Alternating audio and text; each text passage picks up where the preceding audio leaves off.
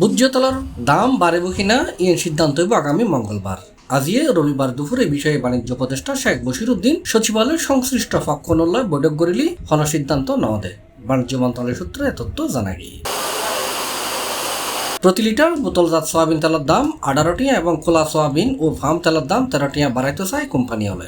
বিষয়ান গত 27 March Bangladesh trade and tariff কমিশনারে জানাই Bangladesh vegetable oil refiners and Vanaspati manufacturers association 1 April তারা নতুন দর কার্যকর করতে চায়।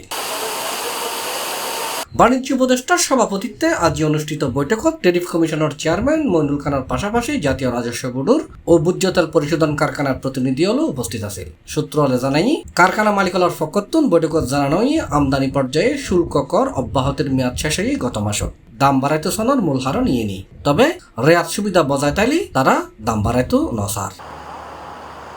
ইন্দি কর রেয়াতর সুবিধা বহাল রাখার বাস্তবতায় এনবিআরতে নাই এই ব্যাপারে বাণিজ্য মন্ত্রণালয় ধারণা পাই। এ কারণে এবার রোজার মাঝামাঝি সময় টেরিফ কমিশন ভোজ্য তেল আমদানি পর্যায়ে শুল্ক কর রেয়াতর মেয়াদ 30 জুন পর্যন্ত বৃদ্ধির সুপারিশ করি এনবিআর সিডি দিয়ে, কিন্তু এনবিআর এখন পর্যন্ত কোনো সিদ্ধান্ত নেওয়া দেয়। ট্রেডিং কর্পোরেশন অব বাংলাদেশের তথ্য অনুসারে প্রতি লিটার বোতলজাত সয়াবিন তেলের দাম 175 টাকা, 5 লিটার বোতলজাত সয়াবিন তেলের দাম 845 850 টাকা, আর 1 লিটার খোলা সয়াবিন তেলের দাম 157 165 টাকা ও 1 লিটার ফার্ম তেলের দাম 144 150 টাকায় বেচা কিনে।